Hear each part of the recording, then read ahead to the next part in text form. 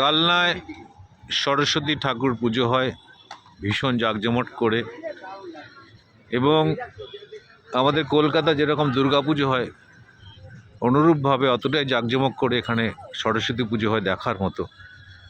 যে প্যান্ডেলটি এখানে হয়েছে অসাধারণ প্যান্ডেল, যেটা অতটা আমি ক্যামেরার ছবিতে অতটা দেখাতে পারবো না, যতটুকু চোখে দেখছি অসাধারণ একটা প্যান্ডেল, অসাধারণ। আমরা প্যান্ডেলের ভেতরের দিকে প্রবেশ করছি। আজকে সরস্বতী পুজোর তৃতীয় দিন। আজকে অনেক প্যান্ডেল ভাঙা হয়ে যাচ্ছে, কারণ কি এখানে প্রসেশন হয় এবং প্রসেশনটাও দেখার মতো।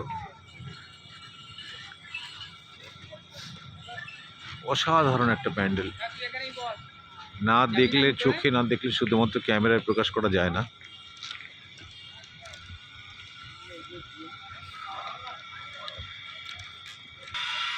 ধীরে ধীরে প্রবেশ করছি ভেতরে। ত্রিধারা ক্লাবের নাম। পাশে অসাধারণ কতগুলো মূর্তি দিয়ে সুন্দরভাবে সাজানো।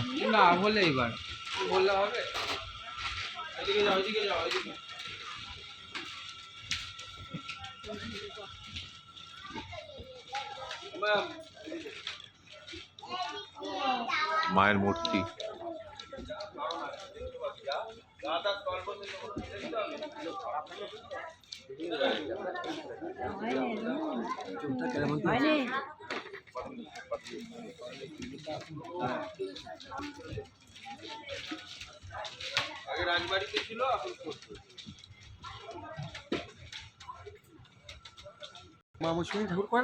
মূর্তি তৈরি করেছেন শিল্পী, এখানকারই বিখ্যাত শিল্পী শিবনাথ হাজরা।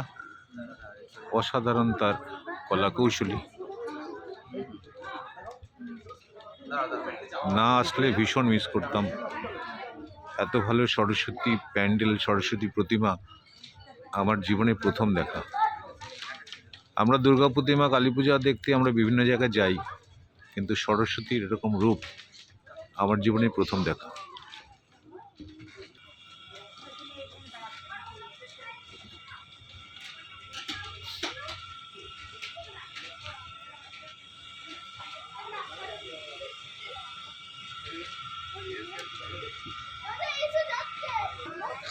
এই অ্যাঙ্গেল থেকেও কিন্তু একটা অসাধারণ দৃশ্য এখানে আছে।